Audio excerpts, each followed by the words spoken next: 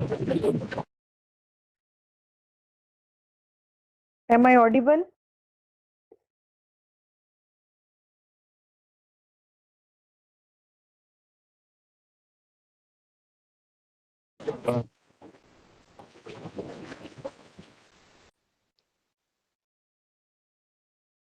Assalamu alaikum and very good evening to all of you.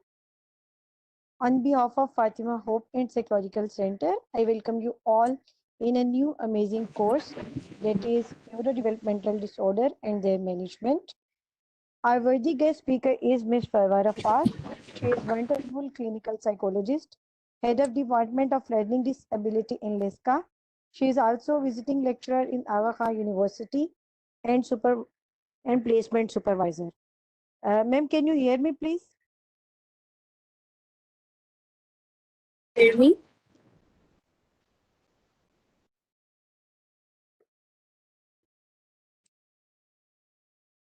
वालेकुम जी फायजा, अब आपको आवाज आ रही है? अस्सलाम वालेकुम मैम। जी जी, वालेकुम सलाम जी। फायजा कैसी हैं आप? Alhamdulillah, I'm good, ma'am. What about you? Yes, I'm also good. Ma'am first of all I would like to thank you कि आपने हमारे लिए टाइम निकाला। ये हमारी ऑनर है कि आपसे हमें कुछ सीखने को मिलेगा। उम्मीद करती हूँ कि बाकी लोग भी जिन्होंने ज्वाइन किया वो कुछ अच्छा सीख कर जाएंगे। So ma'am, over to you.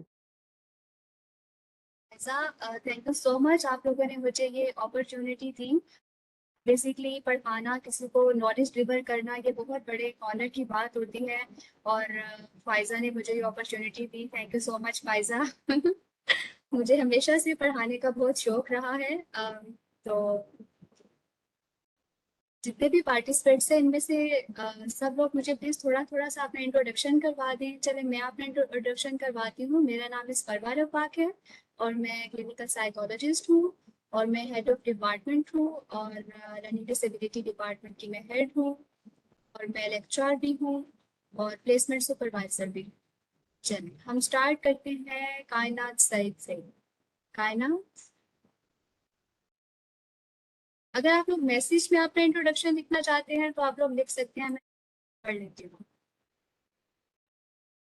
Okay okay कायनात, I can't unmute my self. ठीक है, आप इधर टाइप करते हैं हु आर यू और आपका बैकग्राउंड क्या है। क्योंकि आज हमारा फर्स्ट लेक्चर है तो हम एक दूसरे को पहले पहचान लेते हैं कि कौन क्या है, ताकि हमारे साथ में 8 वीक्स गुजरने हैं तो वो बहुत अच्छे से गुजर जाए।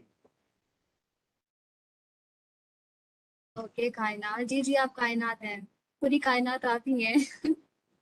Okay jokes apart, Afroz, I am Afroz. ठीक है, आप लोग के साथ में थोड़ा सा अपना बैकग्राउंड भी लिखिए। आप क्लिनिकल साइकोलॉजिस्ट हैं, आपका बैकग्राउंड क्या है, मास्टर्स क्या है, या आप किसी जगह पे काम कर रहे हैं तो भी लिखते हैं। ओके, मुनीजा ने एमएससी की है जी अप्लाइड साइकोलॉजी में गर्ड वर्चुअल यूनिवर्सिटी से। एक्सीलेंट मुनीजा। और दानियाल ने कुछ भी नहीं लिखा अभी। एमन मर्दान से कंप्लीट किया हुआ फार्मडी। वेरी गुड एमन। आप सिद्रा डेंटिस्ट है, right now a housewife. Okay कोई बात नहीं, हम घर पे बच्चों के दांत शांत चेक करते रहा करें। डॉक्टर सिद्रा। अलीना खान, ओके ठीक है। लारेब अंडर ग्रेजुएट स्टूडेंट है। ठीक है। सादिया बीएस साइकोलॉजी कर रही, 6 सेमेस्टर है, girl Sadia. Daniyal, sorry I just missed your message Daniyal, I am really sorry. It's a very new experience to use WebEx है आई थिंक ये वाला ना, तो ज़्यादा फेमिलियरिटी नहीं है मेरी इसके साथ। I am Sadia doing BS psychology, ये तो हमने जी पढ़ लिया था। ठीक है जी, गुड सादिया। तहरीम भी है, एमएससी तहरीम ने भी की हुई है, वेरी गुड। सादिया नवाज ने भी, इसकी साइकोलॉजी के स्टूडेंट हैं वजीहा वही ऑपरेशन से हैं। इट्स मीन कि हमारे पास बहुत वैरायटी मौजूद है। हम एक दूसरे से मशवरे भी ले सकते हैं। जो न्यूट्रिशन है वो अपनी बातों को शेयर करेगा, जो डेंटिस्ट है वो अपने बारे में शेयर करेगा, अपने एक्सपीरियंसेस बताएगा। न्यूरो डेवलपमेंटल साइकोलॉजी में आप सबका बहुत ज़्यादा रोल है, ये हम फर्दर पढ़ते चले जाएंगे तो हमें मज़ीद क्लैरिटी होती जाएगी। मेमूना भी साइकोलॉजी पढ़ रही है यूनिवर्सिटी ऑफ पेशावर से। गुड मेमूना। किरण चित्राल से पढ़ रही है, एक्सीलेंट किरण। आलिया साइकोलॉजी सवाद से पढ़ रही है, वेरी गुड आलिया। पीयू से पढ़ रही है आयशा शफीक, गुड। हफ्सा शहजाद भी पढ़ रही है यूएमटी से, एक्सीलेंट। मुनीबा भी बैचलर्स है, और डॉक्टर सलमान रियाज भी एमएस क्लिनिकल साइकोलॉजी है लाहौर से। और जी नीता बीएस, ओके। सना शमीम जना यूनिवर्सिटी से है, और मलाई बैचलर स्टूडेंट है, ठीक है जी। सबीला इसहाक एमफिल है जोलॉजी से, and other page good. Sabila. I am Rimsha Mazhar, BS in clinical psychology, ठीक है। Areeba, Areeba ma'am, okay. Areeba ma'am hello ठीक है। बुशरा भी ह्यूमन न्यूट्रिशन से है, गुड, ठीक है। हुमा इम्तियाज भी है, और जोया शफी भी साइकोलॉजी से है। फातिमा जुल्फकार भी फैसलाबाद रिफा से है। अलीमा सादिया भी है, और सकीना भी है, और माही भी है, वेरी गुड। कादियासिम यूनिवर्सिटी से पढ़ रही है माही। अरीबा एंड सहर बट और विमेन यूनिवर्सिटी से। राना सईद भी स्पीच एंड लैंग्वेज पैथोलॉजिस्ट है, ठीक है। एंड मारिया कयूम भी स्टूडेंट है बीएस साइकोलॉजी की। एंड अक्सा भी साइकोलॉजी पेशावर यूनिवर्सिटी से है, एक्सीलेंट। मुश्तबा रफीक भी डी फार्मा से है, और BS Lahore university. And Afroz Duggal PMDC, ठीक है। अशमा शाह भी है, एंड भी है, एंड इकरा जाहिद भी है, स्टूडेंट ऑफ बीएस साइकोलॉजी है फ्रॉम पेशावर यूनिवर्सिटी। सानिया जाहिर जहरा भी जिना यूनिवर्सिटी से बीएस कर रही है। The co-host is talking, but I can't hear.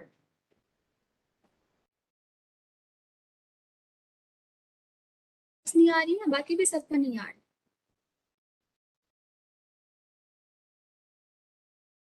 क्या आप सबको मेरी आवाज आ रही है?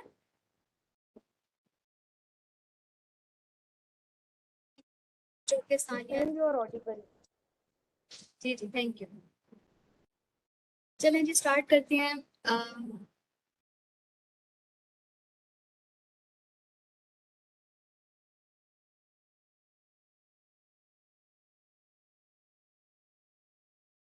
ये जी मैं मुझे मिस परवा रखा, आप सब लोग मुझे देख लें, देन हम अपना कोर्स स्टार्ट करते हैं।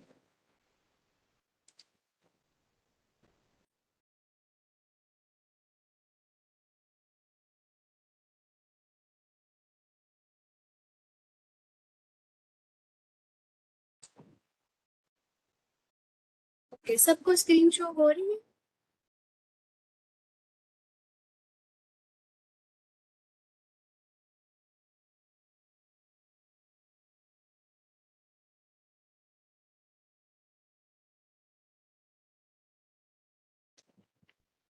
Okay Bushra Naseem, thank you, ठीक है। अच्छा जी, न्यूरो हम सबसे पहले अपना कोर्स आउटलाइन डिस्कस कर लेते हैं, जिसमें हम नेक्स्ट 8 वीक्स में कवर करेंगे हमारे न्यूरो डेवलपमेंटल डिसऑर्डर्स हैं। हम उनके असेसमेंट और मैनेजमेंट करना चाहेंगे। और न्यूरो डेवलपमेंटल डिसऑर्डर्स में हम इंटेलेक्चुअल डिसेबिलिटी, जो कि आज हमारा जिस पर लेक्चर है वो पढ़ेंगे। उसके बाद है ऑटिज्म स्पेक्ट्रम डिसऑर्डर, इसको भी हम पढ़ेंगे। Learning disability, motor disorder and behaviour therapy भी पढ़ेंगे। एंड देन हम एबीए थेरेपी भी पढ़ेंगे, play therapy, speech therapy, sensory integration therapy.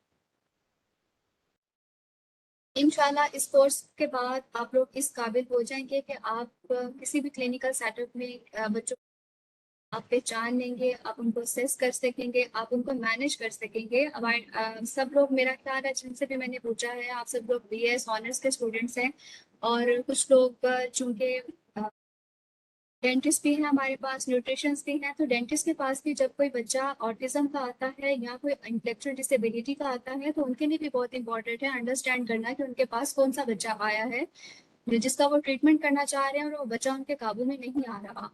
तो उस लिहाज से बहुत अच्छी चॉइस है कि आप सबने सिलेक्ट किया ये वाला कोर्स। और हम लोग अक्सर घरों में अपने छोटे बहन भाइयों को या कजन्स को पढ़ा रहे होते हैं, इसको समझ नहीं आ रही, ये स्पेलिंग्स उल्टे लिख रहा है, ये स्पेलिंग्स को अंडरस्टैंड नहीं करता, ऑरली तो बहुत अच्छा है लेकिन लिखने में इसको पता नहीं क्या हो जाता है। तो जब आप ये वाले सब डिसऑर्डर्स पढ़ लेंगे तो आपको बहुत हद तक पता चल जाएगा कि किस बच्चे के साथ क्या इशू है और उसको आपने कैसे मैनेज करना है। चूंकि ये पूरा एक कोर्स होता है जो हम 6 मंथ्स में करते हैं, उसके बाद हम प्लेसमेंट्स पर जाते हैं, उसके बाद हम इनको देखते हैं, मैनेज करते हैं, हम केस रिपोर्ट्स बनाते हैं, उसके ऊपर हमारा वाइवा होता है। लेकिन चूंकि ये हमारे पास ओनली 8 वीक्स है, उसमें हमने इन सब चीज़ों को कवर करना है, तो जैसे मुझसे हो सकेगा मैं इंशाल्लाह आपको कवर करवा दूंगी। जहाँ पर आपको समझ नहीं आएगी आप लोग मुझसे पूछ लीजिएगा, हम अपना ग्रुप भी बना लेंगे एक व्हाट्सएप पर। जो भी क्वेरीज होगी, जो भी क्वेश्चन होंगे, आप वो पूछ लीजिए। आज जो इंटेलेक्चुअल डिसेबिलिटी का है, हम सबसे पहले पढ़ेंगे उसका diagnostic criteria, levels of intellectual disability हम देखेंगे, और फिर उसका prevalence rate, risk and prognostic factors वगैरह देखेंगे, और बाकी सब चीजें फर्दर एंड फर्दर आपसे डिस्कस करते चले जाएंगे। अच्छा जी, सबसे पहले है इंटेलेक्चुअल डिसेबिलिटी होता क्या है। अब हमारे पास अक्सर क्लिनिक में मदर्स आती हैं, वो सबसे पहले ये सिम्टम रिपोर्ट करती हैं जिसको समझ नहीं आती बात की, ये समझता नहीं है। सबसे पहले हमें जो आइडेंटिफाई होते हैं ना बात, वो ये होती है कि हमारा बच्चा हमारी बात को समझ नहीं पा रहा, और फिर जब वो नहीं समझता तो हम उसको क्या करते हैं, पढ़ाई करना शुरू कर देते हैं कि जब इसके बाकी बहन भाई समझ रहे हैं, वो अंडरस्टैंड कर रहे हैं, तो ये क्यों नहीं कर रहा, ये जानबूझकर ऐसे करता है। लेकिन फिर बहुत बाद में जाकर उनको पता चलता है कि नहीं, उनके बच्चे के साथ कोई इशू है। या फिर सबसे पहले एक ये वाली सिम्टम, सेकंड पर ये वाली रिपोर्ट होती है कि जी हमारा बच्चा जो है वो इसके जो छोटे बहन भाई हैं वो इससे ज्यादा चालाक हैं, वो इससे ज्यादा होशियार हैं, और ये जो है ये इतना बुद्धू है, ये इतना बेवकूफ है। बस इस तरह के सिम्टम्स सुनने को मिलती हैं। और ये तो फिर अब थोड़ी सी अवेयरनेस आ गई है हमारी सोसाइटी में, तो लोग साइकोलॉजिस्ट के पास ले आते हैं या साइकाट्रिस्ट को विजिट कर लेते हैं। अदरवाइज ओके, इसमें की मेरी आवाज जा रही है उसका, सबको आवाज आ रही है या किसी को भी नहीं आ रही?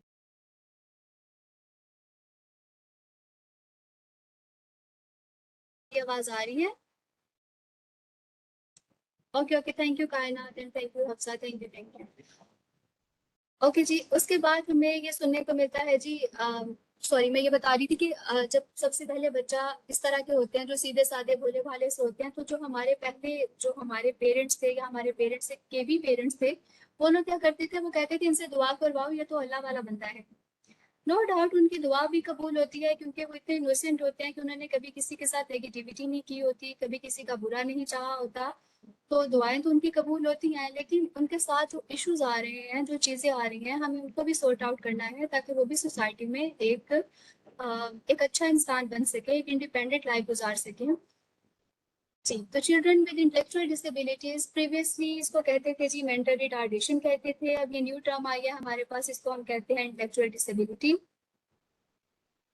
इसमें आता है जी may take longer to learn to speak, work and take care of their personal needs such as dressing और ईटिंग। हमने नोटिस किया होगा कि कुछ बच्चे जो पैदा होते हैं तो वो जल्दी बोलना सीख लेते हैं, वॉक करना सीख लेते हैं। आजकल तो कंप्यूटराइज दौर है, अभी तो बच्चा 3 मंथ्स का होता है तो मोबाइल फोन्स पे जो पॉइंट्स लगी होते हैं या टीवी पे पॉइंट्स लगी होती हैं, उनको सुनकर तो वो खूब इंजॉय कर रहे होते हैं, baby shark, doo doo doo या वगैरह वगैरह जो भी पॉइंट्स होती हैं। लेकिन जो इंटेलेक्चुअल डिसेबिलिटी के बच्चे होते हैं इनको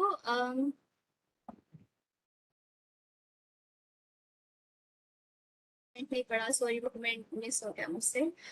अच्छा जी, जो इंटेलेक्चुअल डिसेबल बच्चे होते हैं ये थोड़ा सा लेट बोलना शुरू करते हैं, इनकी वॉक भी लेट होती है, ये हमारे लिए पहले रेड फ्लैग्स होते हैं जिनको पिकअप करना जरूरी होता है। हमें पता चल जाता है जब हमारा बच्चा लेट बोलना शुरू हुआ है, या उसकी सिटिंग लेट हुई है, या वॉकिंग लेट हुई है, उसके जो माइलस्टोन्स हैं वो डिलेड हैं लेकिन अचीव हो रहे हैं, लेकिन काफी टाइम ले रहे हैं। उसके बाद and take care of their personal needs such as dressing और ईटिंग। जैसे कुछ फंक्शंस होते हैं उसमें बच्चा जल्दी सीख लेता है, जैसे ड्रेसिंग है, जैसे ईटिंग है, लेकिन उनको थोड़ा सा इंटेलेक्चुअल डिसेबल बच्चे को इनमें भी प्रॉब्लम आ रही होती है।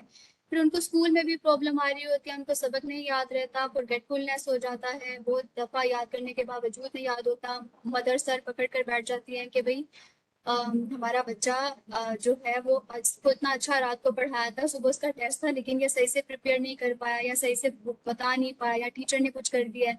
टीचर्स जो हैं वो मदर्स पर गुस्सा हो रही होती हैं, जी आपने बच्चे को नहीं पढ़ाती, इसको सबक नहीं आता। मतलब इन सब चीजों में बच्चा बिल्कुल कंफ्यूज हो रहा होता है कि उसने करना क्या है। नेक्स्ट है they will learn but it will take them longer, there may be some things they can not learn. No doubt कि बच्चे लर्न कर लेते हैं, लेकिन कुछ ऐसे कॉन्सेप्ट्स भी होते हैं जो उनको नहीं याद होते। जैसे कोई मैथ्स का बहुत मुश्किल कॉन्सेप्ट है, वो उनको नहीं आएगा, चाहे आप हर तरीके से करवा दे, वो कुछ उनकी कैपेसिटीज जो होती हैं वो लो होती हैं, वो नहीं अंडरस्टैंड कर पाते। ओके जी, अब डीएसएम क्या कहता है? डीएसएम कहता है कि इंटेलेक्चुअल डिसेबिलिटी में जो हमारी जनरल मेंटल एबिलिटीज होती हैं वो टू फंक्शनल में जो है वो एरियाज वो डिस्टर्ब होते हैं, जैसे कि इंटेलेक्चुअल फंक्शनिंग। इंटेलेक्चुअल फंक्शनिंग में जिसको हम कहते हैं कि समझदार बातें करना या समझदारी से काम लेना, वो वाली सारी चीजें हमारी इंटेलेक्चुअल मेच्योरिटी में आ जाती हैं, जो एज के साथ साथ बंदा सीखता चला जाता है। जैसे कि लर्निंग है, प्रॉब्लम सॉल्विंग स्किल्स हैं, जजमेंट्स हैं, कहीं पे जाना है, कोई प्लान करना है, एब्स्ट्रैक्ट थिंकिंग्स हैं, ये सब हमारी इंटेलेक्चुअल मेच्योरिटी के अंदर आती हैं, जिसको हम कहते हैं समझदारी वाली बातें करना या समझदार होना। इंटेलेक्चुअल डिसेबल बच्चों में समझदारी नहीं होती। नंबर 2 पर है अडेप्टिव फंक्शनिंग। ये कुछ डेली एक्टिविटी स्किल्स होते हैं जो हम देख कर सीखते हैं। जैसे अब जब आप लोग छोटे थे तो आपने खाना खाना, वॉक करना, बातचीत करना, मैनरिज्म, मतलब बहुत सी चीजें आपने देख कर सीखी होंगी। कपड़े पहनना, स्पून को पकड़ना, बनाना को काटना, पील ऑफ करना, मतलब ये सब चीजें अडेप्टिव फंक्शनिंग के अंदर आती हैं, जो कि इंडिपेंडेंटली एक नॉर्मल बच्चा सीख लेता है, लेकिन एक इंटेलेक्चुअल डिसेबल बच्चे को इन सब एक्टिविटीज को भी सीखने में टाइम लगता है। ओके, अब है features of mild, moderate and severe and profound intellectual disability. DSM में हमारे पास mild, moderate, severe and profound की कैटेगरीज होती हैं। उसमें क्या होता है, हमने अगर किसी बच्चे को डायग्नोसिस देना है तो जैसे उनकी सबसे पहले आईक्यू रेंज चेक की जाती है। अगर कोई बच्चा 50 से 69 में फॉल कर रहा है तो वो माइल्ड की कैटेगरी में आएगा, 35 से 49 में वो मॉडरेट में, एंड सिवियर में 35 से लेस देन होते हैं। टीचिंग टू सेल्फ केयर है, ये माइंड वाले इंडिपेंडेंटली कर लेते हैं, इनको लर्न करवाया जाता है तो ये with in passage of time he learn कर लेते हैं। लेकिन जो मॉडरेट होते हैं इनको हेल्प चाहिए होती है, और जो सिवियर होते हैं उनकी सेल्फ केयर की एबिलिटी बिल्कुल लिमिटेड होती है। लैंग्वेज माइंड की रीजनेबल होती है, मतलब हम अंडरस्टैंड कर लेते हैं, वो जो भी बात करते हैं हमें समझ आ जाती है। और मॉडरेट में लिमिटेड होती है लैंग्वेज, और सिवियर में या तो मौजूद ही नहीं होती है, तो फिर बिल्कुल ही बेसिक होती है। रीडिंग एंड राइटिंग स्किल्स भी रीजनेबल होते हैं माइल्ड के, और मॉडरेट में सिर्फ बेसिक्स होते हैं, और सिवियर में मिनिमल और फिर नन होते हैं।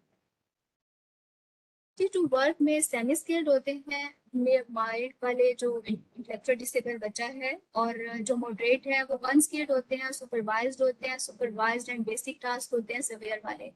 इसका मतलब ये है कि अगर हम किसी बच्चे को कोई ऑक्यूपेशन उसका सिखा दें, जैसे किसी बच्चे को हम सिखा दें कि जी उसका हमने जॉब का क्राइटेरिया डिसाइड करना है, तो अगर हम उसको कोई टास्क सिखा दें, जैसे हम बहुत सी जगहों पर जाते हैं, जैसे हम किसी टेलर के पास गए हैं तो वहां पर कुछ बच्चों को देखकर हमें अंदाजा हो जाता है कि भाई इसको ज्यादा समझ नहीं आ रही बातचीत की, अम, लेकिन वो बैठकर बटन्स वगैरह लगा देते हैं, तरपाई कर देते हैं कपड़ों की, या फिर किसी इलेक्ट्रिशियन के साथ उनके एज असिस्टेंट होते हैं, उनको चीजें वगैरह पकड़ा रहे होते हैं। तो हमें जगह जगह पर ऐसे बच्चे देखने को मिलते हैं।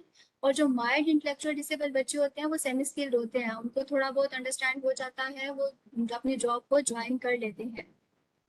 उनके सोशल स्किल्स भी नॉर्मल होते हैं, वो फ्रेंड्स भी बनाते हैं। वो अलग बात है कि बहुत मासूम होते हैं, इनोसेंट होते हैं, इतने ज्यादा चालाक नहीं होते, तो लोग उनको बेवकूफ भी बना देते हैं। लेकिन जो मॉडरेट में है, उनके सोशल स्किल्स मॉडरेट लेवल के होते हैं, वो ज्यादा उनके फ्रेंड्स वगैरह नहीं होते। और सिवियर में तो बिल्कुल ही फ्री होते हैं, उनको तो सिर्फ अपने पेरेंट्स वगैरह की ही पहचान होती है। उसके बाद फिजियोलॉजिकल प्रॉब्लम्स में माइल्ड वालों की रेयर प्रॉब्लम्स होती हैं, और मॉडरेट में समटाइम्स फिजियोलॉजिकल इश्यूज होते हैं, और सिवियर में कॉमन इश्यूज होते हैं, उनको फिजियोलॉजिकल कोई ना कोई इशू रहता है। लेकिन जो माइल्ड इंटेलेक्चुअल डिसेबल बच्चे भी होते हैं, उनको अगर सीजन चेंज हो रहा होता है तो उनका जो लेवल है वो जल्दी उनको बीमारी वगैरह कर देता है।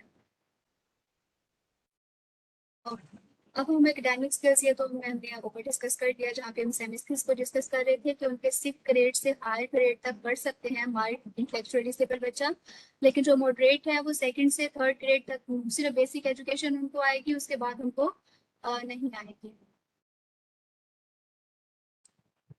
अच्छा जी, अब यहाँ पे हम आपके कमेंट्स ले लेते हैं जी। कहाँ कितने लोगों ने देखे हैं बच्चे कोई ऐसे अपने आसपास जिनको देखकर उनको अंदाजा हुआ हो? आप लोग अपना माइक भी अनम्यूट करके बोल सकते हैं और मैसेज भी टाइप कर सकते हैं।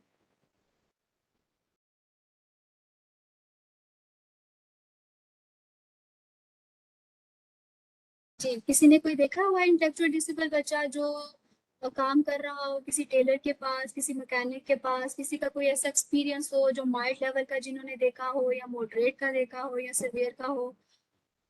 जैसे कह रही है मैम, मेरी फैमिली में था,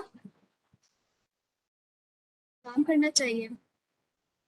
माही कह रही है कि मेरी कजन है। ठीक है माही, अब आपने जो कहा उसके अकॉर्डिंग भी बताएं कि वो माइल्ड ही मॉडरेट है या सिवियर है या प्रोफाउंड है। जैन कह रहे हैं कि एडीएचडी इंक्लूड्स दिस। जी जैन इंक्लूडेड है। अभी तो हम इंटेलेक्चुअल डिसेबिलिटी पढ़ रहे हैं, उसके बाद ऑटिज्म पढ़ेंगे, उसके बाद एडीएचडी भी पढ़ेंगे। ये मैंने कोर्स आउटलाइन जो आपको बताई उसमें ये सारे डिसऑर्डर्स इंक्लूडेड हैं। आलिया ने नहीं कह रही है हमारा है बच्चा है, हमारे जानने वाले हैं, बट वो लोग किसी साइकोलॉजिस्ट को नहीं दिखाते। जी कायनात, बहुत से पेरेंट्स स्टिग्मेटाइज होने की वजह से वो नहीं दिखाते। ओब्वियसली वो वहां पर जाएंगे तो उनको लगेगा कि ये तो पागलों के डॉक्टर है, और ये तो पागल के पास गए, और इनके घर में तो पागल है। मतलब वो पागल होने का जो स्टिग्मा है ना, वो हमारी सोसाइटी में बहुत ज्यादा है, जिस वजह से वो नहीं दिखाते। अब उसने नहीं देखा हुआ, ठीक है। My daughter is ADHD diagnose, okay. Areeba कह रही है कि माय नेबर्स में है, सिवियर है। ओके अरीबा। माही कह रही है मॉडरेट है, मॉडरेट है। Disability is coming under ADHD as well, or this is totally separate? Jain ये टोटली सेपरेट है, ADHD नहीं है। डिसेबिलिटी का मेरा देवर है, ओके। हैं कि ये कुछ समझ नहीं सकता। जी जी, ये सबसे पहले सिम्टम रिपोर्ट होती है कि इसके इससे जो बात की जाती है ये समझ ही नहीं रहा, ये समझना चाहता ही नहीं, ये बहुत ढीठ है, ये इसके छोटे बहन भाई से ज्यादा तेज है और चालाक है, इसको समझ नहीं आती, इसको बेवकूफ बना देते हैं। इस तरह की सिम्टम्स रिपोर्ट होती है। जी, और कोई ऐड करना चाहेगा अपने एक्सपीरियंस?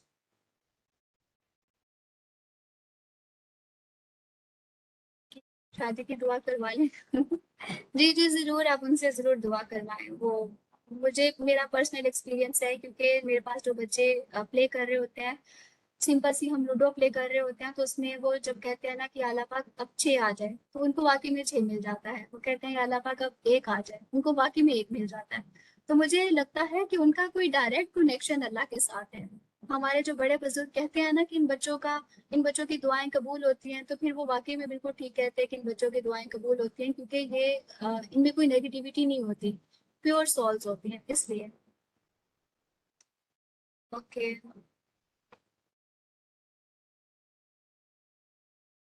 क्या आप सब जिनके पास ये है बच्चे नेबर्स में या देवर वगैरह हैं, आप लोग प्लीज उनसे अपने लिए दुआएं करवाएं।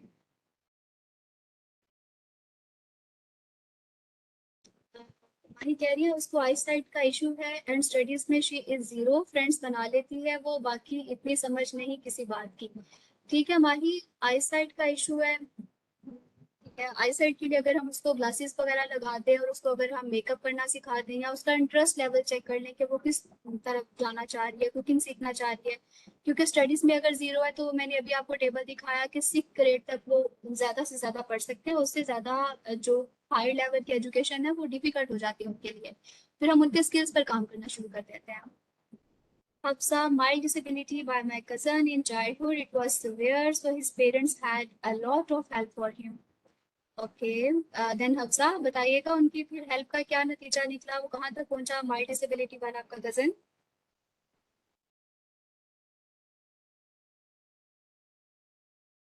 कायनात कह रही है मैम उनको चाहे ना कि वो चेक करवाएं।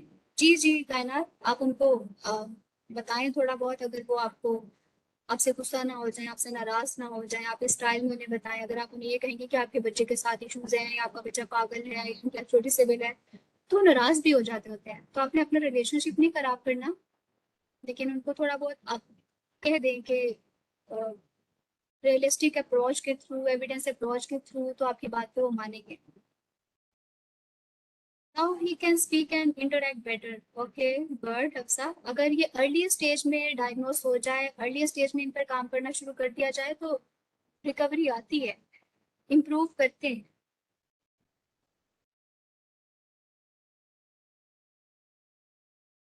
आई टीचर्स वेरी एग्रेसिव, ये किस डिसऑर्डर में लाई करता है।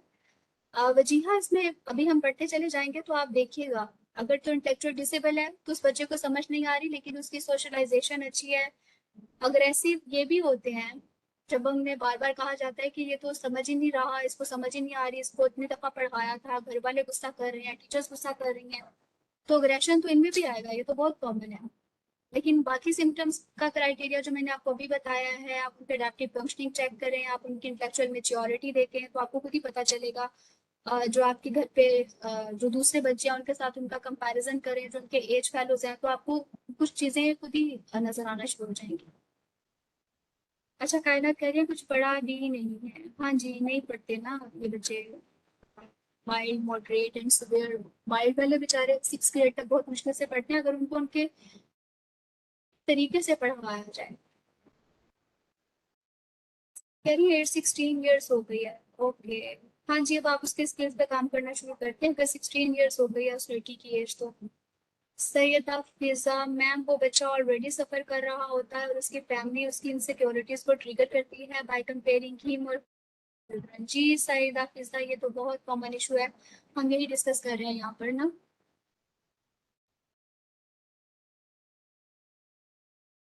कि जो ऐसे बच्चे होते हैं कि स्कूल में भी उनको बुली हो रही होती है, घर में भी जो बाकी बहन भाई होते हैं वो भी, तो उनकी मेंटल हेल्थ पर बहुत इफेक्ट होता है, वो बेचारे बहुत स्ट्रेसफुल होते हैं। माही कह रही हूँ कि माई daughter is good in studies. Okay good, अल्हम्दुलिल्लाह। जी जी अल्हम्दुलिल्लाह माशाल्लाह। मैम अगर ऐसे हो कह दूंगी कि इसको कोई डिसेबिलिटी है तो लोग मुझे कहते हैं कि पागल करार दे दिया है। जी जी कायनात, मैं वही आपको कह रही थी कि आपने उनको इस स्टाइल से कहना है कि उनको बुरा ना लगे, बस थोड़ा सा एविडेंस के थ्रू आपने बताना है। तो ऐसा भी नहीं है कि आप उनको जाकर बताना शुरू कर दें कि आपका बच्चा इंटेलेक्चुअल डिसेबल है या एडीएचडी है या ऑटिज्म के साथ है। तो ऐसे बड़ी बड़ी टर्म्स उनके सामने यूज करेंगे तो वो वाकई में आपको परेशान हो जाएंगे बहुत। दुआ कैसे करवाएं कायनात, अभी हमने माइल्ड लेवल के बच्चे देखे थे ना, उनका मैंने अभी आपको वो टेबल दिखाया है। जो माइल्ड इंटेलेक्चुअल डिसेबल बच्चे हैं वो तो अंडरस्टैंड कर लेते हैं बातों को, आप उनसे दुआ करवाएं, वो करेंगे। और जो मॉडरेट लेवल के हैं उनकी भी जो सोशलाइजेशन वो इतनी पुअर नहीं है, वो भी अंडरस्टैंड कर रहे होते हैं।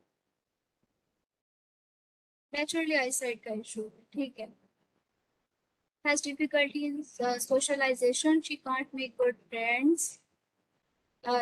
सोशलाइजेशन से रिलेटेड है तो फिर आप फर्दर, अभी हम कोर्स जब अपना पढ़ेंगे आगे, फर्दर क्लासेस आप अटेंड करिएगा, फिर आप मुझे बताइएगा कि वो कहाँ पर फॉल कर रही है।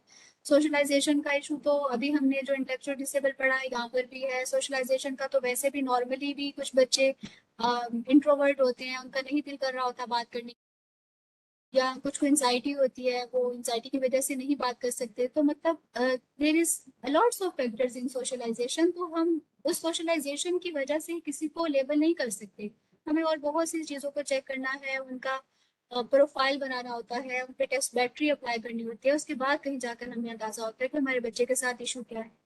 ठीक है जैन। हफ्सा कह रही है कि intermarriages are a more casual factor behind such neuro intellectual disabilities. जी हफ्सा, ये भी फैक्टर है। अगर फैमिली में एक बंदे को इंटेलेक्चुअल डिसेबिलिटी है, उसकी उसी कजन के साथ शादी हो रही है, तो वो जो क्रोमोसोम्स हैं, वो जो न्यूरॉन्स हैं, उनकी वजह से इशू तो आएगा ही। माई डॉटर हैज डिफिकल्टी, ठीक है, ये मैंने पढ़ लिया था जैन का कमेंट। एंड मेरी 2 कजन है, उसकी एल्डर सिस्टर है, वो समझ लेती है, स्टडीज में भी बेहतर है, बहुत ज्यादा ग्रेड्स नहीं पढ़ती, जब वो अ, बैठती है तो खुद से बातें करती है, उसकी फ्रेंड्स नहीं है।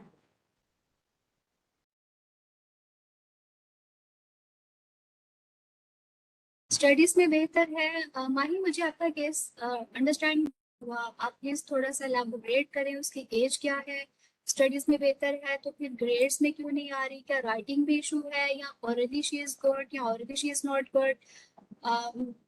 समझ आया माही।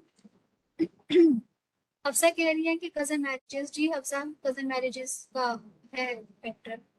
फरहाना कह रही है explaining very well with very good example, thank you so much Farhana. एमन कह रही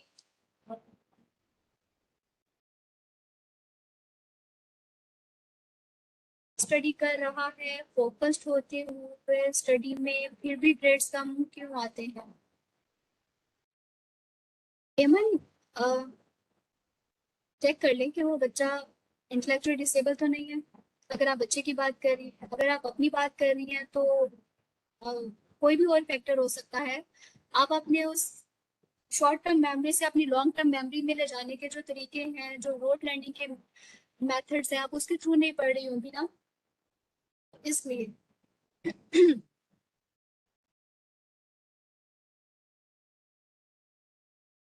जाता है, पेपर अटेम्प्ट नहीं होता, क्या करूं।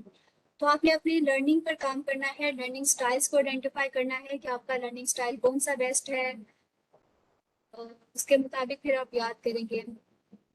जैसे अगर किसी को विजुअली चीजें याद रहती हैं, विजुअली लर्नर हैं, तो वो ज्यादा स्टिकर्स बना लें, फ्लैश कार्ड्स बना लें, कलरफुल पेंसिल के साथ लिख लें, फिर वो अपनी विजुअल सेंस के ऊपर काम करें।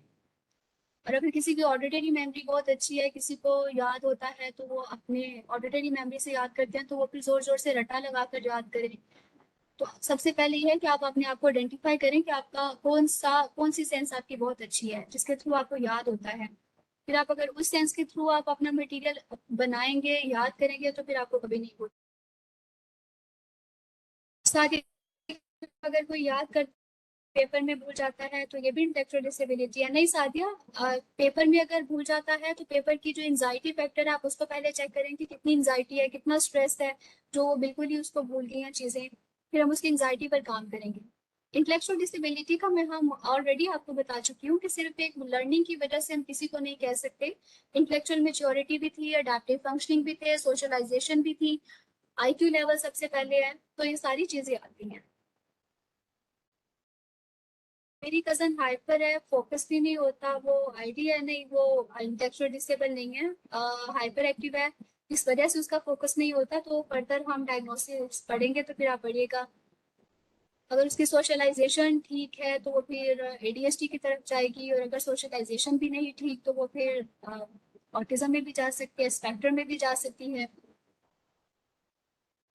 लेकिन सिर्फ एक सिम्टम की वजह से हम उस बच्ची को भी लेबल नहीं कर सकते। सैयदा फिजा कह रही हैं कि कॉम्प्लेक्स प्रेगनेंसीज, स्टेरॉयड्स और epidural cause neurodevelopmental disorder in child. जी सैयदा फिजा, ये भी फैक्टर्स हो सकते हैं, मैं फर्दर आपको बताऊंगी कि कौन कौन से फैक्टर्स हो सकते हैं। नहीं आ रही, क्या किसी को भी नहीं आ रही? फिर एनीथिंग, सॉरी दानियाल, मैं तो, अगर किसी को नहीं आ रही आवाज तो जैन को तो आ रही है। दानियाल, आप फिर अपना माइक वगैरह चेक कर लें। Ma'am, socialization issue, I'm talking about it related to her stubborn nature. Again, it comes on her compromising. Sorry, Zain, आपका मैसेज मुझसे मिस हो गया. Okay. It comes on her compromising issues. I mean, she wants that everyone should just only obey her. दूसरे बच्चे उसके इस part of nature से fed up हो जाते हैं. Then again, this is not intellectual disability ना. ये तो बड़ी अच्छी बात है. उसके पास बॉसी नेचर है, उसके फिर आप इसी काम पर, इसी बॉसी नेचर के ऊपर काम करना शुरू करते हैं, बहुत अच्छा बिजनेस रन करेगी. ये ऐसे बच्चे जो होते हैं वो क्लास के सीआर भी अच्छे बन जाते हैं, जो दूसरों से काम निकलवाना जानते हैं. फर्दर आप इसको मजीद एक्सप्लेन करेंगे तो आपको इश्यूज नजर आएंगे, लेकिन ये न्यूरो डेवलपमेंटल डिसऑर्डर में फिर नहीं है.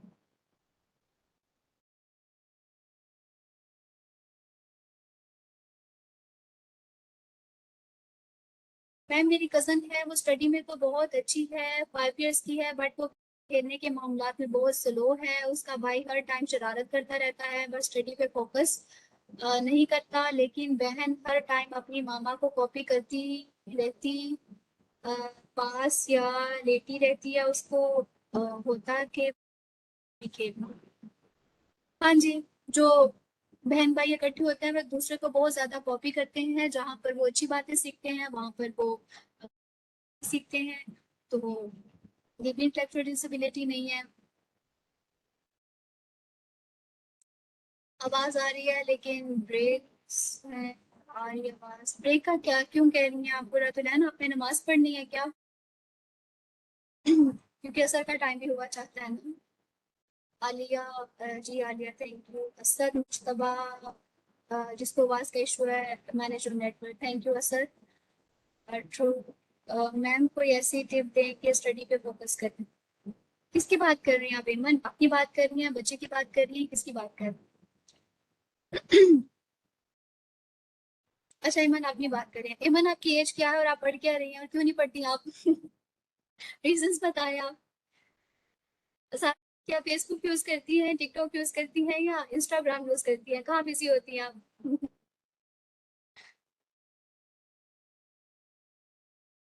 जी मिस माइला जाज, आलमंड ऑयल से भी बहुत फर्क पड़ता है. नॉवल पढ़ती हूँ थोड़ा, ठीक है. उसके अलावा आप बुक्स को पढ़ती हैं और बहुत ज्यादा पढ़ती हैं. इवन ज्यादा पढ़ने से भी एंजाइटी क्रिएट होती है. जो याद किया हुआ होता है वो भूल जाता है. आप अपना स्पेसिफिक टाइम रखें, उस टाइम में अपने आप को ब्रेक दें. उसके अलावा जो हमारे बड़े बुजुर्ग कहते थे कि बादाम खाओ, तो बादाम बिल्कुल ठीक कहते थे. अगर बादाम अवेलेबल नहीं है तो आप उसका ऑयल यूज कर लें. और अपना टाइम टेबल सेट करें, अपने आप को ब्रेक्स दें और अपनी सेंस को पहचानें कि आप कौन सी सेंस से बहुत अच्छा याद करती हैं. आप विजुअली अच्छी हैं, आपकी ऑडिटरी मेमोरी अच्छी है, या जैसे भी आपको जो भी मटेरियल आपको सूट करता है या आप याद करके किसी को सुनाना चाहती हैं तो उसको सुनाएं, पॉइंट्स बनाएं और कॉन्फिडेंस के साथ आप उसको याद करें. ओवर कॉन्फिडेंस भी नहीं होना और अपने आप पर एतमाद भी रखना है. अगर आप यही कहते रहेंगे कि मुझे तो आता ही नहीं है, मुझे तो ये भी नहीं आता, वो भी नहीं आता, तो फिर आप खुद को परेशान करेंगे इस सूरत में ना. ठीक है ईमान? ओके. रटा रटा जिंदाबाद. जी जी बिल्कुल, रटा जिंदाबाद. Ma'am, I took her to one of my psychologists here in my area. They diagnosed her with moderate ADHD. Still, I think this session में जब further we will move तो शायद I will be able to understand more about her. जी Jain, actually मैं यहाँ पे सिर्फ वही अंडरस्टैंड कर रही हूँ जो आप मेरे तक नॉलेज पहुँचा रहे हैं. अगर सिर्फ बता रहे कि उसका सिर्फ सोशलाइजेशन का इशू है तो मैंने आपको वो भी कहा है कि सिर्फ एक सिम्टम की बेस के ऊपर हम किसी बच्चे को ADHD या ASD या इंटेलेक्चुअल डिसेबिलिटी नहीं कह सकते. तो जिसने साइकोलॉजिस्ट ने उनकी असेसमेंट की होगी, ठीक की होगी. आप अगर नहीं सेटिस्फाई उसके असेसमेंट के साथ तो आप एक और कंसल्ट कर लें. अ, बाकी मैं आपसे यही कहना चाहती हूँ और आप बेहतर जानते हैं अपनी बेटी के बारे में. ओके. एमन बेगम कह रही हैं कि मैं याद करके, राइट करके भी याद करती हूँ. Very good. फिर आप अ, बनाए अपने याद करने के बाद जो देखिए कि आपको कौन सा स्टाइल याद होता है, बुलेट्स में याद होता है या मैप बनाकर याद होता है. मैं कोई भी कॉन्सेप्ट लूँ या याद करूँ एट अ टाइम हो जाता है, लेकिन बाद में कॉन्सेप्ट भी नहीं याद रहता। ऐसा क्यों है मेरे साथ? कॉन्सेप्ट भी नहीं याद रहता, कॉन्सेप्ट में याद करूँ एट अ टाइम हो जाता है, लेकिन बाद में कॉन्सेप्ट भी नहीं याद रहता। ऐसा क्यों होता है मेरे साथ? क्योंकि आप उसको हम जो बुक्स को मटेरियल को पढ़ते हैं ना, उसको हम रियल लाइफ के साथ एसोसिएट नहीं करते, इसलिए वो फिर हमारी शॉर्ट टर्म मेमोरी में आता है, फिर वहीं से डिलीट हो जाता है। शॉर्ट टर्म मेमोरी से उसका लॉन्ग टर्म मेमोरी में जाना बहुत जरूरी है। उस लॉन्ग टर्म में ले जाने के लिए आप लोग रट्टा लगाए, आप अपनी मेमोरी को असेस करें। लेकिन अगेन हम अपने टॉपिक को लूज कर रहे हैं। आज हमारा टॉपिक है इंटेलेक्चुअल डिसेबिलिटी। तो मेरा टॉपिक ये था कि आप लोग को कोई केस वगैरह देखा अपने अपने आसपास तो बताइए। फर्दर हम जब लर्निंग डिसेबिलिटी पढ़ेंगे तो मैं आपको सारे लर्निंग मेथड्स बताऊंगी, जिस जिसके साथ जो जो इश्यूज आ रहे हैं वो फिर अपने आप को आइडेंटिफाई करके मजीद बेहतर तरीके से लर्न कर सकेंगे, मजीद बेहतर तरीके से पेपर में बैठ सकेंगे। लेकिन आज हमारा जो टॉपिक है वो है इंटेलेक्चुअल डिसेबिलिटी। मेरी सिस्टर 3 इयर्स की है, पर अभी तक वो सही से बात नहीं करती है, सुनती भी सही है, और अगर घर कोई आता है तो उससे भी इशू होता है, उसे रोना शुरू कर देती है।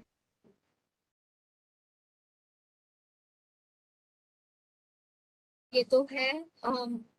जो इंट्रोवर्ट बच्चे होते हैं, अगर मतलब जैसे मैं अपना बचपन अगर देखूं तो मैं इंट्रोवर्ट थी। हमारे घर में भी कोई नया मेहमान आता था तो मुझे सारी रात नींद नहीं आती थी कि अच्छा अब ये यहीं पे रहेगा या अपने घर नहीं जाएगा, मतलब इसको अपने घर जाना चाहिए। तो ईशा, ये भी ठीक है, लेकिन आप फर्दर चीजें भी देखें, उसको फर्दर एक्सप्लोर भी करें कि कहाँ पर इशू है। स्पेसिफिक लोगों के साथ इशू है, कुछ लोग खाला के साथ मामू के साथ अटैच होते हैं या चाचू के साथ, उनको उनके साथ इशू नहीं होता, लेकिन कोई बाहर से स्ट्रेंज बंदा आ रहा है जिसके साथ उनका ऑरा नहीं मैच हो रहा, तो अभी वो इशू क्रिएट कर हो सकता है। जहाँ तक स्पीच की बात है तो वो फिर आप उनकी स्पीच पर काम करना शुरू करते हैं।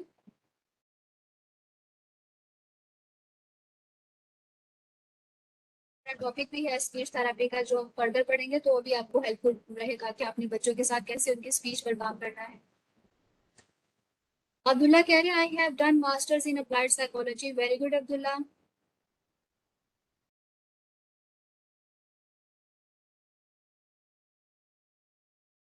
अच्छा जी, डीएसएम आपको नहीं पढ़ा, ठीक है।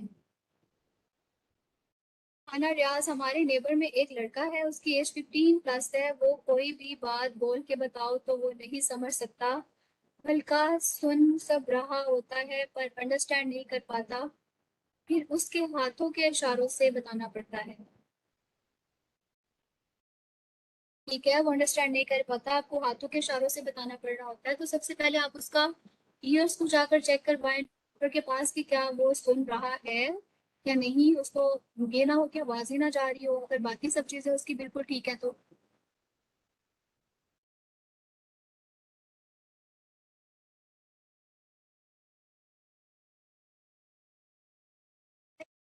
Patients with autism disorder age between 3 to 11, how I can deal with the therapies, give positive and little bit fast.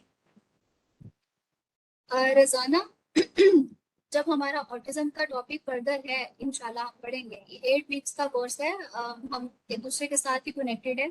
तो इंशाल्लाह फ्यूचर में जब आएगा ऑटिज्म का टॉपिक तो फिर मैं आपको बताऊंगी कि उन बच्चों के साथ आपने क्या करना है। डीएसएम का तो तावीज होना चाहिए, बाकी याद नहीं होती जी। तावीज बनाकर दीवारों पर लगा ले, तावीज को देखने से भी याद हो जाता होता है तावीज। थैंक यू मैम, बहुत अच्छी तरह समझ रही है आपके lecture and singer. Thank you एमन। Daniyal English please.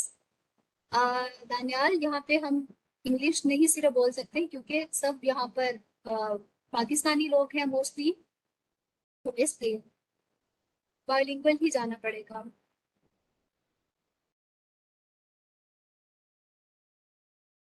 Mahi, thank you for in English, yes.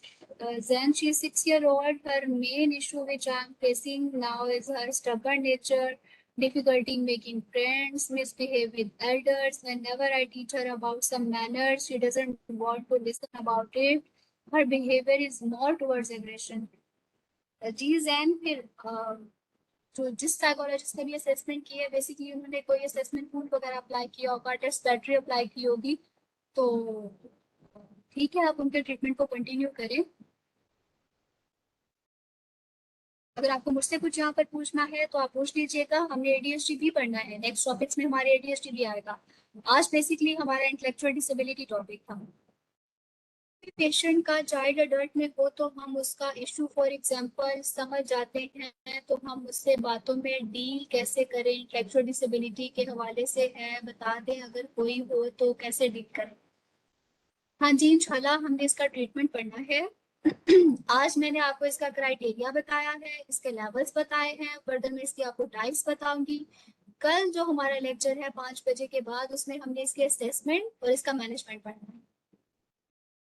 After this course, will I am able to deal with clients? I have done BS honors in psychology. जी हाँ, आप मतलब आप clients को देख सकेंगी, उनको देखकर पहचान लेंगी। लेकिन मैंने आपको सबसे पहले बताया था कि ये एडीसीपी का एक कोर्स होता है, ये एमएस क्लिनिकल साइकोलॉजी का कोर्स होता है, जिसमें पूरी चाइल्ड साइकोलॉजी पढ़ाई जाती है। उसके बाद आपको एचईसी से प्रूव्ड सर्टिफिकेशन मिलती है। उसके बाद आप फिर उन बच्चों को देखते हैं। इसमें आपकी प्लेसमेंट्स भी होती हैं, केस रिपोर्ट्स भी बनती हैं। लेकिन चूंकि ये हमारे पास सिर्फ 2 मंथ्स हैं, इसमें हम इंट्रोडक्टरी कोर्स करेंगे ताकि आपको फ्यूचर में आपके आसपास जो लोग हैं, जो बच्चे हैं, आपको नजर आए इन प्रॉब्लम्स के साथ। आपके अपने घर में अगर कोई प्रॉब्लम्स हैं तो आप उनको खुद भी मैनेज कर सकें या उनको रेफर कर सकें। ठीक है वजीहा? कायनात, नमाज का टाइम हो रहा है जी। कायनात 6 o'clock तक क्लास है। 6 o'clock तक हम बिल्कुल एंड कर रहे हैं। हमारे पास बिल्कुल 10 मिनट्स हैं। इंशाल्लाह हम 6 बजे सब जाकर नमाज पढ़ेंगे। ओके डॉक्टर वर्दा, मैं डिप्रेस रहना उससे खत्म करने के लिए कुछ बता दें। डॉक्टर वर्दा, अगेन हम टॉपिक से हट रहे हैं। आज हमारा टॉपिक इंटेलेक्चुअल डिसेबिलिटी है। इंशाल्लाह डिप्रेशन और एंजाइटी पर भी पढ़ेंगे। अगर हमारा ये कोर्स बहुत अच्छा गुजरा तो फ्यूचर में हम ये भी पढ़ेंगे। क्लास कब एंड होगी जी? कायनात बिल्कुल 6 बजे मैं बिल्कुल जा रही हूँ, मैं ज्यादा आपका सर नहीं खाऊंगी। ओके, आलिया कह रही है प्ले थेरेपी के लिए क्या होना जरूरी है? प्ले थेरेपी के लिए आपके माइंड में प्लेफुल टेक्निक्स होनी चाहिए जिनको यूज करना है। ये हमारे पास एक थेरेपी है पूरी, जो मैं आपको फर्दर फ्यूचर के लेक्चर्स में बताऊंगी। तो जी हाँ, इनका ओके, थैंक यू। और कोई कमेंट जी?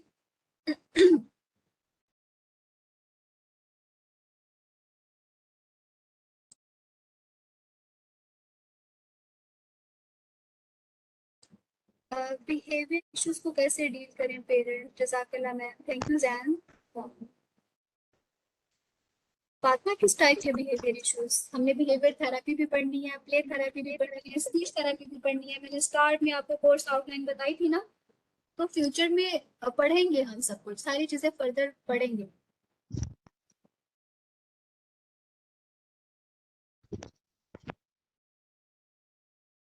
जी सुनीता, आप लोग इस टाइप की इश्यूज को मैनेज कर सकेंगे। Thank you Nazia, thank you Sadia.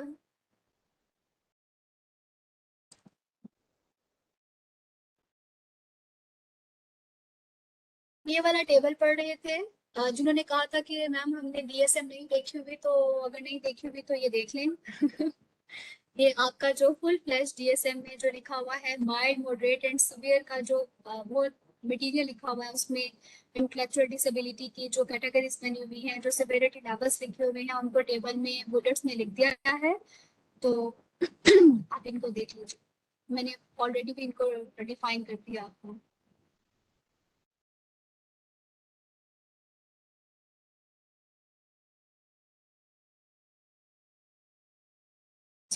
हम प्रेवलेंस लेवल देख लेते हैं इंटेलेक्चुअल डिसेबिलिटी का। जो इंटेलेक्चुअल डिसेबिलिटी है ये मोर कॉमन है in males as compare to the females.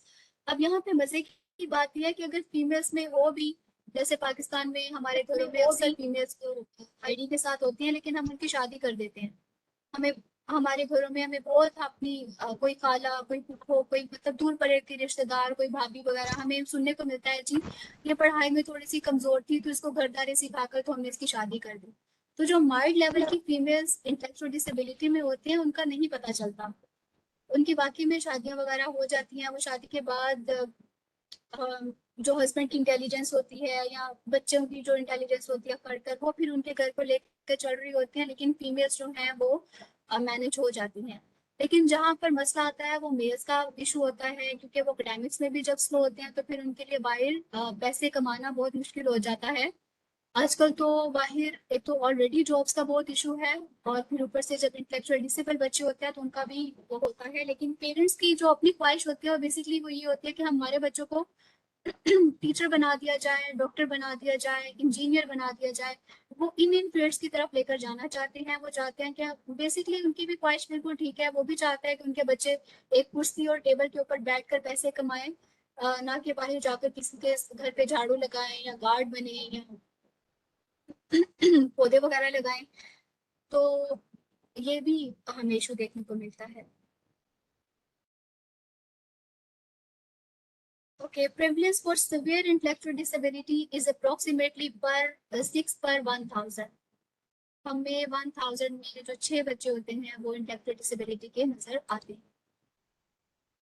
अब हम देख लेते हैं जो भी कुछ बच्चों ने कमेंट भी किया हुआ था कि मिस जो कजन मैरिजेस होती हैं या जो इश्यूज होते हैं, जैसे कोई ड्रिंक ले रहा है, स्मोकिंग कर रहा है, कि वो भी इफेक्ट होते हैं। तो जी बिल्कुल वो भी इफेक्ट होते हैं। डिप्रेशन भी डिप्रेशन जिन लोगों को होता है वो भी इफेक्ट हो रहा होता है। प्रीनेटल कॉजेज में आ जाती हैं chromosomal disorder, inborn errors of metabolism, developmental disorders of brain formation, environmental influences. Prenatal causes में आ रहा है anoxia, low birth weight, syphilis and herpes simplex. And biological conditions भी आ रही हैं, साइकोसोशल भी, चाइल्ड अब्यूज एंड नेगलेक्ट भी आ रहा है। सबसे पहले हम देख लेते हैं क्रोमोसोमल डिसऑर्डर्स क्या होते हैं। ये आपको नजर आ रही है पिक्चर? किसी ने ऐसे बच्चे देखे अपनी सोसाइटी में?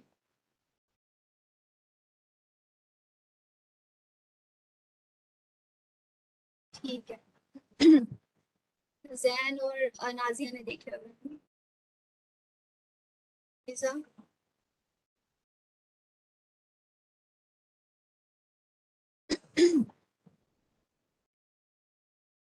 ओके, इसका मतलब है कि मेजोरिटी लोगों ने ऐसे केसेस देखे हैं। ये बहुत क्यूट से बच्चे होते हैं, इनको कहते हैं डाउन सिंड्रोम। इनकी सोशलाइजेशन बहुत अच्छी होती है। ये आते हैं हमारे क्रोमोसोमल डिसऑर्डर्स में, also refer to as trisomy 21, usually not an inherited condition. The most common type of chromosomal disorder is Down syndrome. It involves the anomaly at the 21st set of chromosomes. अच्छा जी, जो down syndrome के बच्चे होते हैं इनकी socialisation बहुत अच्छी होती है। ये बहुत अच्छा डांस करते हैं। हमारे जो इंस्टीट्यूट में बच्चे मौजूद हैं, Lahore institute of special care and attention में, ये बच्चे बहुत बहुत मतलब वो क्या कहते हैं, चिड़पी से होते हैं। इनके साथ बात करने का बहुत मजा आता है। इनकी सोशलाइजेशन बहुत अच्छी होती है। इनका स्माइल बहुत खूबसूरत होती है। तो ये वाले जो बच्चे होते हैं इनके जो फेशियल फीचर्स हैं with broad hands and with short fingers होते हैं। और जो फीमेल्स डाउन सिंड्रोम के साथ होती हैं वो अगर उनकी शादी हो जाए तो वो एक्सपेक्ट कर सकती हैं, वो बेबी को बर्थ दे सकती हैं। लेकिन जो मेल्स होते हैं डाउन सिंड्रोम के साथ, रिसर्चेस ये प्रेडिक्ट करती हैं कि वो बेबीज प्रोड्यूस नहीं कर सकते। ओके, एक ये वाला डिसऑर्डर है जी, क्रोमोसोमल डिसऑर्डर। ये मोस्टली मेंस में होता है, ये फीमेल्स में नहीं होता।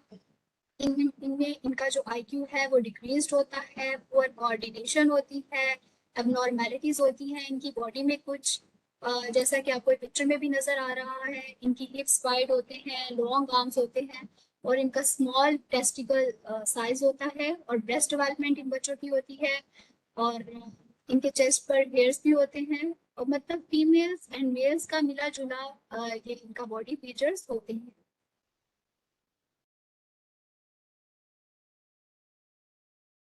उसके बाद हमारी नेक्स्ट टाइप आ रही है क्रोमोसोमल डिसऑर्डर की, प्रेडर विली सिंड्रोम। ये वाले जो बच्चे होते हैं ये इनहेरिटेड फ्रॉम फादर होते हैं।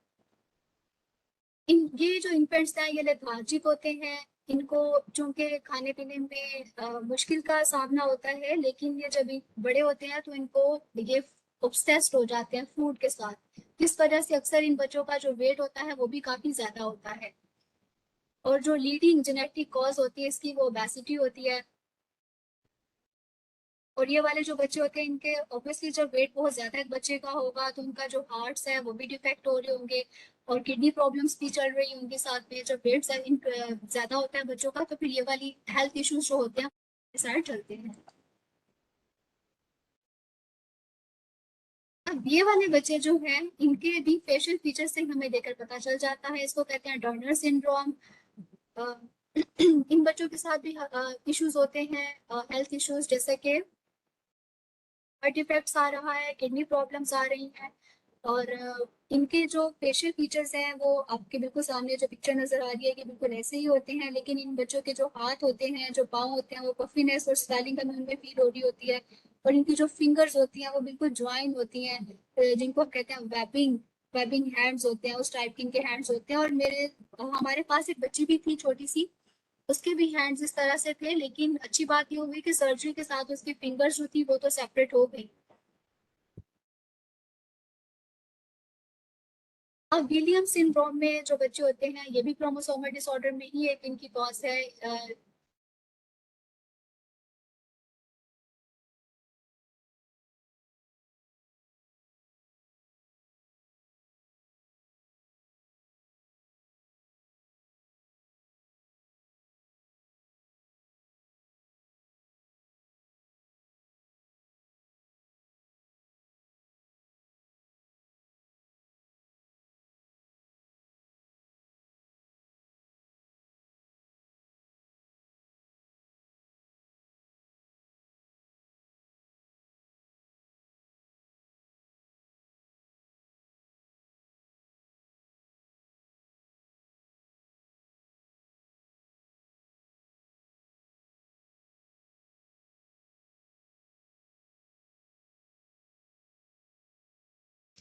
मैम आपकी आवाज का इशू आ रहा है, उसको थोड़ा सॉल्व कर लें आप।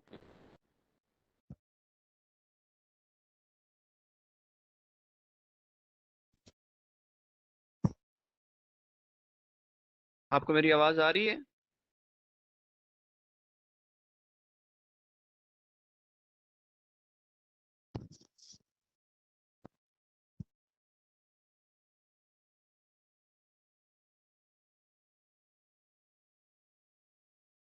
चलो वैसे भी टाइम हो गया है, आज का सेशन हम फिर एंड करते हैं।